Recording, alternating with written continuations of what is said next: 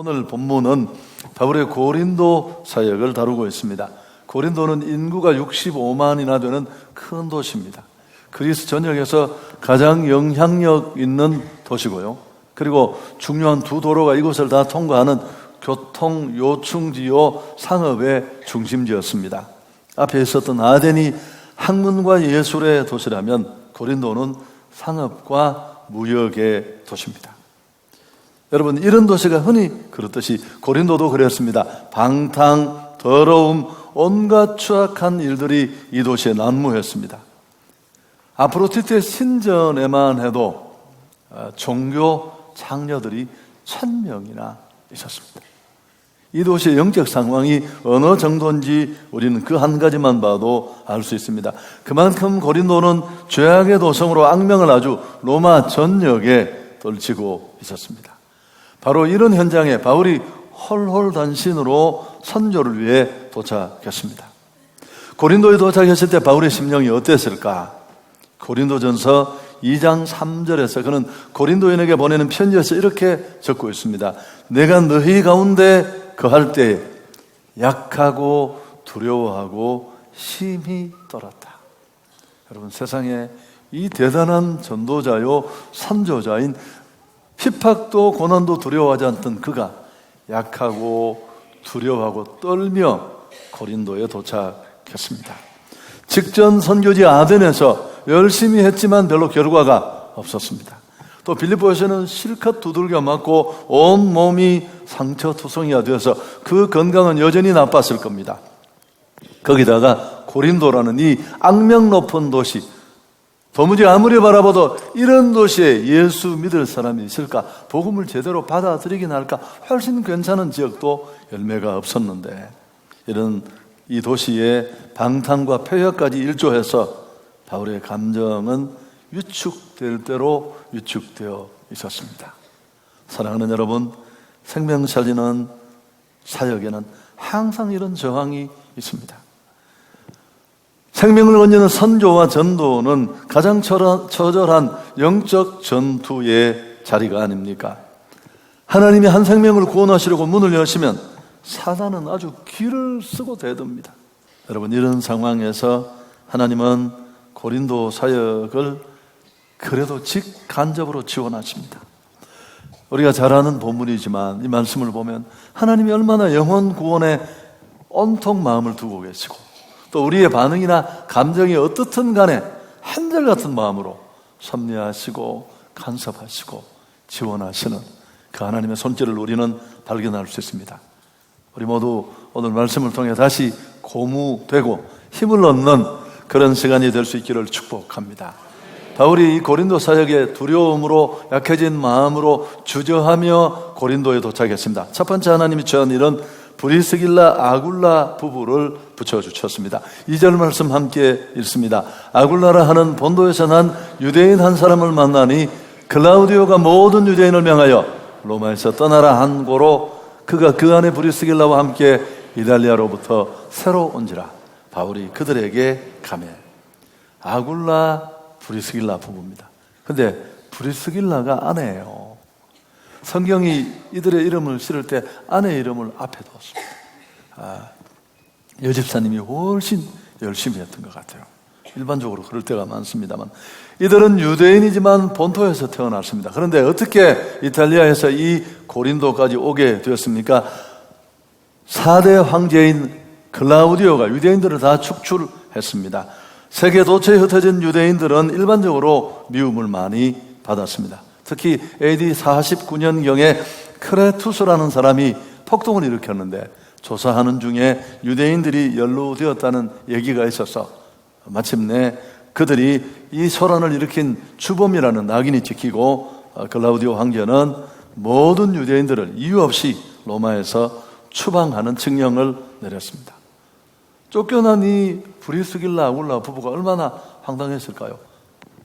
살던 기반을 내려놓고 어디 갈까 고민하고 기도하다가 그들이 옮겨온 곳이 고린도였습니다.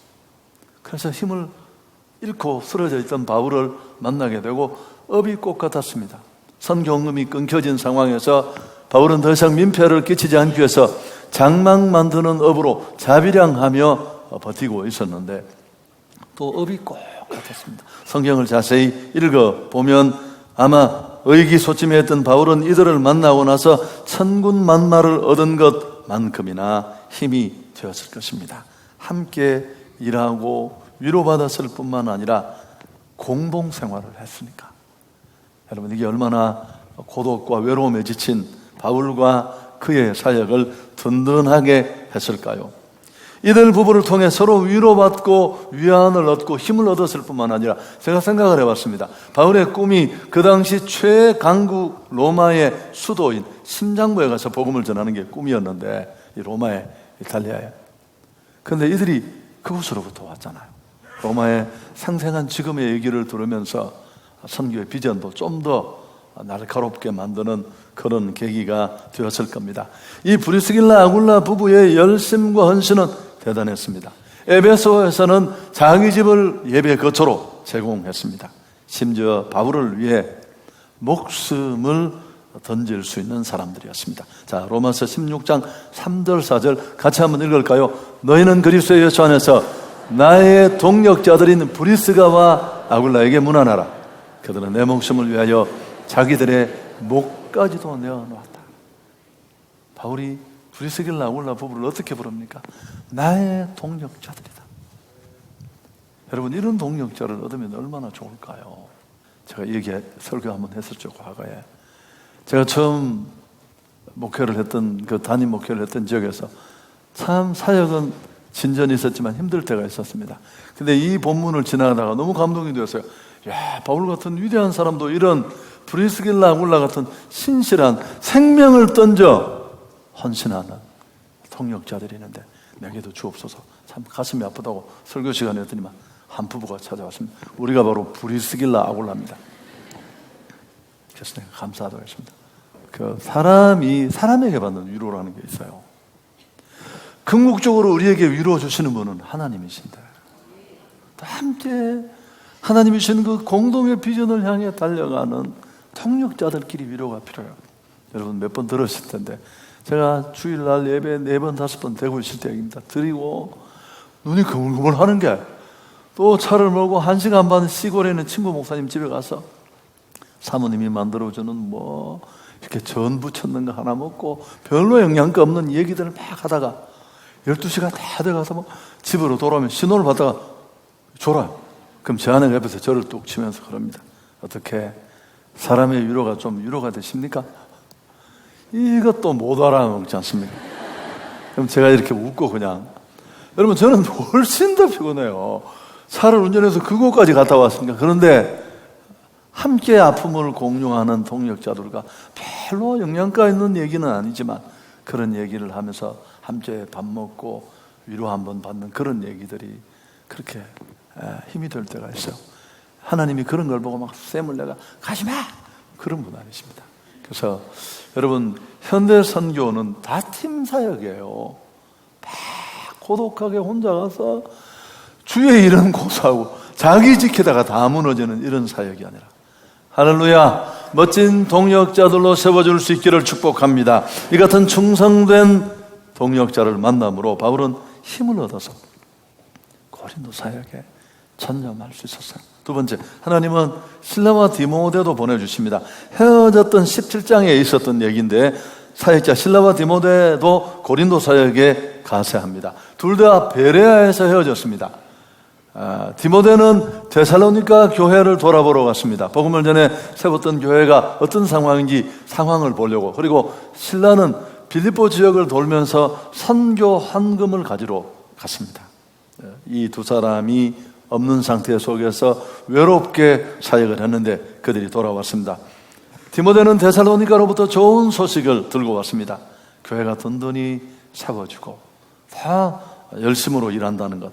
또 뿐만 아니라 신라는 빌립보 교회에서 모금한 헌금을 가지고, 선교금을 가지고 고린도로 돌아왔습니다. 신라와 디모데까지 얻게 된 바울은 힘을 얻어서 더 담대히 복음을 전합니다. 5절 그런 내용입니다. 신라와 디모데가 마케도냐로부터 내려오매 바울이 하나님의 말씀에 붙잡혀 유대인들에게 예수는 그리스도라 밝히 증거했다. 여러분, 목회자가 생명을 살리는 사람이 여간 사역이 힘들고 오해가 있어도 내가 뿌린 복음의 씨가 자라서 그들이 생명 역사를 왕성하게 일으킨다는 보고를 들으면 다 회복이 되고 힘이 돼요. 거기다가 끊겼던 궁핍한 상황에까지 그를 내몰게 했던 선교 재원도 충당이 되자 가일청 그는 말씀 선포에 고무될 수 있었습니다. 좋은 동력자를 만나는 것도 역시 큰 힘이 아닐 수 없습니다. 지금까지 탈진하고 어려웠던 것도 어쩌면 지치기도 했지만 홀로 해서 그럴 수 있습니다. 여러분, 여기서 끝나는 게 아니고 한 가지가 추가적인 은혜가 있습니다. 하나님은 이것도 부족해 밤에 환상 가운데 나타나 바울에게 친히 말씀합니다. 9절 10절이 그 내용인데 함께 읽습니다. 밤에 주께서 환상 가운데 바울에게 말씀하시되 두려워하지 말며 침묵하지 말고 말하라. 내가 너와 함께 있으며 어떤 사람도 너를 대적하여 해롭게 할 자가 없을 것이니 이는 이 성 중에 내 백성이 많음이라 하시더라. 여기 9절에 보시면 두려워하지 말고 침묵하지 말고 말하라. 이 구절을 보면 뭘 알 수 있습니까? 바울이 너무너무 많이 떨고 있었고 지금까지 괜찮은 그 유럽의 아주 점잖은 지역에서도 성과를 많이 내지 못했는데 이 사악한 도시에 무슨 복음이 열매를 맺겠어? 얼마나 많이 공격받고 욕먹을 거를 생각하면서 뛰어넘고 싶어서 침묵하고 싶었는데 하나님은 그 마음을 꿰뚫어 보시고 환상 가운데 와서 두려워하지 말고 침묵하지 말고 말하라. 내가 너와 함께 하겠다. 그리고 그 이유를 설명합니다. 이 도시에 이 성 중에 내 백성이 많음이라. 이 사악한 도시 인간적으로 보면 예수 믿을 사람 아무도 없는 것처럼 보이고 그 괜찮은 지역도 그렇게 복음을 공격하고 핍박하고 욕먹었는데 여기 무슨 열매가 있겠어? 예수 믿을 사람이 누구가 있겠어? 싶지만 이 도시에 내 백성이 많다. 이 권면의 말씀, 위로의 말씀에 힘을 얻습니다. 그래서 예상과는 달리 무려 1년 6개월이라는 긴 기간 고린도에 머물면서 성공적으로 사역을 마치게 되었습니다. 여러분, 오늘 말씀의 대체적인 줄거리인데 어떤 도전을 받았습니까? 여러 가지를 깨닫게 됩니다마는 내가 왜 여기 서 있는가? 내 삶의 이유를 우리는 다시 한번 발견할 수 있습니다. 좀 더 가까이 얘기를 해보면 수많은 곳 중에서 하나님은 왜 하필이면 나를 서울 또 양천구 한성교회로 나를 보내주시고 이끌어 주셨을까? 오늘 교회와 나의 만남, 우리의 만남은 결코 우연이 아닙니다. 아이고, 목사님, 내가 전에 신방하실 때 얘기했는데 왜 집이 팔려가지고 내가 막 찾다가 내가 이 동네로 왔다고 내가 들었습니다. 여러분, 그 얘기가 전부가 아닙니다. 마치 브리스길라 아굴라 부부와 하나님의 교회와 사역자를 위해서 생명을 던질 수 있는 이 헌신된 부부와 바울의 만남은 표면적인 이유는 그들이 쫓겨나 거처를 찾다가 왔지만 아닙니다. 고린도의 영혼을 살리려는 하나님의 섭리 가운데 된 일인 줄 믿습니다. 실라와 디모데 전문 사역자의 충원과 가세도 같은 맥락입니다. 왜? 9절 10절에 하나님의 이 음성을 보면 알 수 있잖아. 야, 절대 침묵하면 안 돼. 너 두렵다고 이 도시 건너뛰면 안 돼. 왠 줄 아니? 이 도시에는 내 백성이 많다. 복음을 듣고 살아나고 회복되어야 될 심령들이 있다는 사실입니다. 아멘. 여러분, 양천구에 오늘 아침 제가 통계를 보니까 46만이 살고 있고요. 이 수도권은 2,600만이 살아요. 어마어마하게 많은 사람들이 사는 곳입니다. 저는 처음에 한성교회 와서 서울이라고 생각했는데 서울이라고 하기는 좀 어려워요. 애매한 끝에 붙어있는 변두리인데 여러분, 한 3년쯤 지나고 나니까 기분이 좋았어요. 왜냐하면 우리 이 애매한 위치가 이 수도권을 다 커버할 수 있습니다. 서울만이 아니라 이 서쪽 지역만이 아니라 뭐 인천, 광명, 두루두루 부천이 빠졌다고도 서운해하실 수 있겠네요. 다 커버할 수 있는 이 모든 터가 우리의 복음의 장입니다. 오늘 내가 여기 서 있는 이유, 내가 살아있는 이유, 예수 믿고 구원받은 나를 살려두시고 여전히 머물게 하신 이유, 내가 갖는 직업, 내 삶의 자리, 여러분 다 이유가 있습니다. 부교육자로 어떻게 한성교에 와서 누가 소개해왔다고? 아니요. 그건 밖으로 드러난 이유일 뿐입니다. 이 지역의 영혼을 살리는 일을 위해서 하나님이 우리를 동력자로 세워주신 줄 믿습니다. 이사를 왔건 직장을 따라왔건 시집을 왔건 어떤 이유든 그건 그저 단지 드러난 이유일 뿐입니다. 고린도전서 1장 21절 너무 좋아하는 구절인데 함께 읽을까요? 하나님의 지혜에 있어서는 이 세상이 자기 지혜로 하나님을 알지 못하므로 하나님께서 전도에 미련한 것으로 믿는 자들을 구원하시기 기뻐하신다. 죄에 막혀서 그 죄 때문에 죽어가는 인생, 하나님 만나지 않고는 구원 못 받고 문제 해결이 어려워요. 불행을 못 떨쳐내는데 그런 하나님의 지혜는 자기 지혜로는 못 찾습니다. 이걸 누군가가 알려줘야 돼요. 우리가 아무리 선행으로 잘 살고 고상한 삶, 품격 있는 삶으로 본을 보여도 예수가 그리스도라는 실제적인 메시지를 전해주지 않으면, 전도하지 않으면 아무런 변화도 일어나지 않습니다. 그래서 하나님은 이 전도의 미련한 방법을 통해 믿는 자들을 구원하시기를 기뻐하십니다. 저는 우리 한성교회가 이 일 잘하는 교회가 되길 원해요. 수만 명 모이는 교회도 부럽지만 어떻게 왔느냐가 중요해요. 더 좋은 예배 드리려고 하는 건 물론 귀한 일이지만 하나님 앞에는 의미가 없는 숫자예요. 이 주머니 돈이 저 주머니 돈이 삼지 돈이에요. 그러나 정말 복음을 모르고 죄의 절망에 죽어가던 한 사람이 예수 복음을 받고 주님 앞으로 돌아오고, 저는 그 숫자는 정말 한성교회가 자랑할 수 있다고 생각해요. 지난번에 통계 10년 동안 5만 3천 명이 여기 와서 8,900명이 복음을 듣고요, 7,800명이 믿겠다고 이러셨고, 어떤 분이 그걸 어디다 갔느냐고. 여기 다 있지 어디 갔겠습니까? 여러분, 그분들이 어느 곳이었으나. 제가 지난주에 10년 만에 제 인생의 가장 소중한 한 토막이 드려졌던 경산중앙교회, 거기도 지금 이제 행주 우리하고 똑같아요. 이름도 똑같고 날짜도 똑같은데 특세가 한 주 빨라요. 그 특세에 제가 금요일 새벽, 금요일 저녁에 설교를 했어요. 뭐 보고 싶어가 다 난리가 난 사람들인데 제가 그랬습니다. 멀리서 보는 게 좋고, 또 이거 한번 보고 정을 떼는 게 좋다. 이렇게 예전에 막 첫사랑했던 연인들 나중에 결혼하고 20년, 30년 흘렸는데 한번 보고 싶어요? 안 보고 싶어요? 이부 예배는 아무 말도 안 하더라고. 혹시 아내가 될까 봐 그랬습니다. 여러분의 침묵을 제가 존중하니까. 그래서 한번 보고 싶어서 이렇게 딱 보면 어때요? 안 보는 게 훨씬 낫겠다 싶어요. 보면 옛날에 그런 감정을 느꼈던 내가 얼마나 시시했는가 열받아요. 그냥 좋은 마음으로 그 순수했던 시절. 그래서 제가 우리가 오늘 이렇게 한번 보는 건 정을 끊는 거다. 한때 함께 동력했을 뿐이지. 근데 여러분 참 감사했던 게 뭘까요? 그 무너질 것 같은 인생, 아무 미래가 없던 사람들이 그때 그렇게 함께 울며 복음을 전하고 복음을 받았어.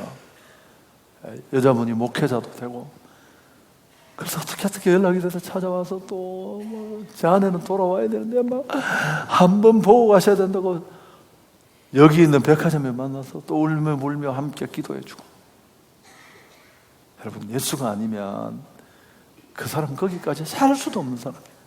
가정 다 무너져서 초토화된 집인데 절망을 딛고 또 다른 사람에게 복음을 전하는 사람으로 세워진 그 놀라운 역사들, 그걸 누가 알 수 있겠습니까?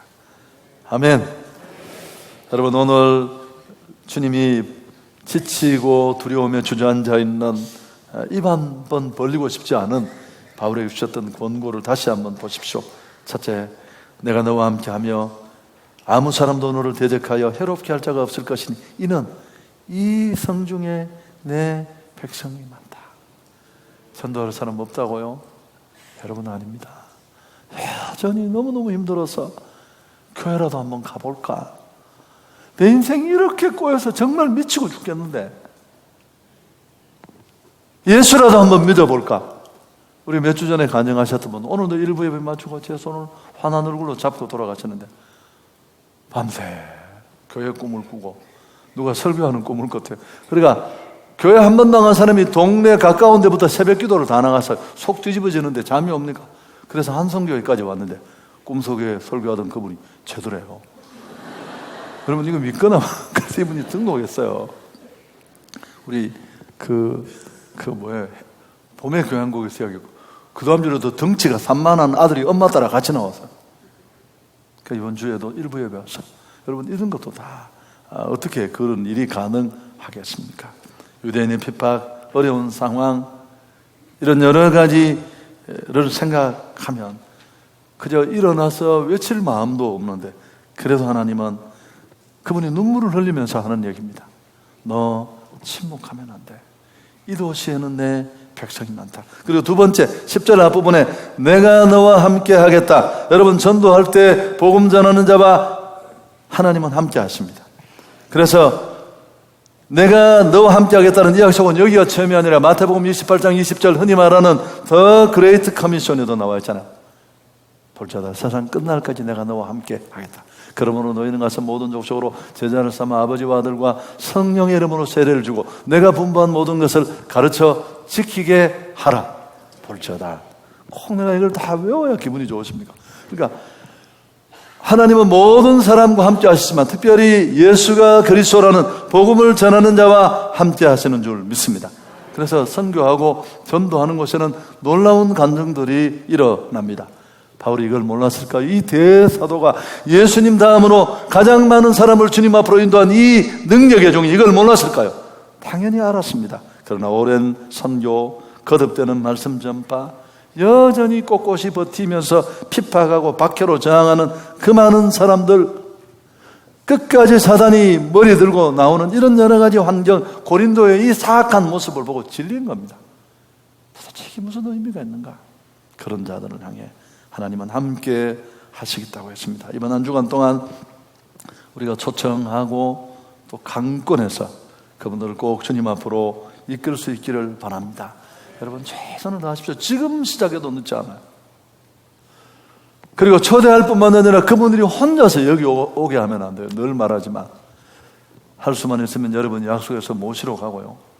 또 이 영적 경계선인 예배당문을 혼자 통과하지 않도록 최악의 경우에 문 앞에서라도 꼭 영접을 하시고 그리고 그분들을 여러분 여기까지 가능하면 이 아래층 예배당에 앞자리에 앉는 게 복음을 받기에 좋습니다. 그리고 한 주간 뜨겁게 이를 위해서 기도해 주시기를 바랍니다. 장그르니에의 말인데 정말 멋있는 말이에요. 제가 늘 적어놓고 한 번씩 보는 구절인데 한번 들어보시겠습니까? 사람은 하고 싶은 일을 할 때보다 해야 할 일을 할 때 더 행복하다. 여러분 인생의 소원 다 체크해가면서 이루면 너무너무 행복할 것 같지만 10가지 다 이루고 나면 어떨 것 같아요? 인생 정말 허망해요. 내가 이거 살려고 여기 왔는가? 그러나 나를 만드신 하나님, 나를 부르신 하나님, 나를 여기 이렇게 세워주신 그 하나님이 내게 기대하시는 해야 할 일, 그 비전을 향해 달려가는 인생 너무너무 보람 있어요.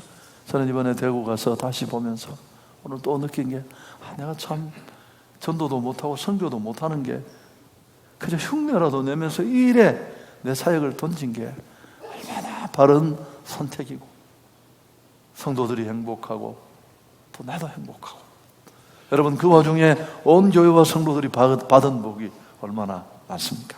이번에도 꼭 우리들이 부담스럽고 힘겹지만 때로는 주저앉아 일어설 만한 용기조차 없을 때 냉담하게 반응 보이는 주변 상황들을 보면서 그만두고 싶지만 그래도 이 도시에 이번에 예수 믿고 구원받아야 될 사람들이 관계 속에 있다는 것 꼭 기억하시고 하나님이 그들을 살려내라고 나를 그 자리에 이곳에 그 사람들을 아는 지인의 자리에 나를 세우셨다는 것 꼭 기억하시고 감당해서 새 생명의 역사를 목도할 수 있는 우리 모두가 될 수 있기를 축복합니다. 좋으신 하나님께 영광 돌리겠습니다.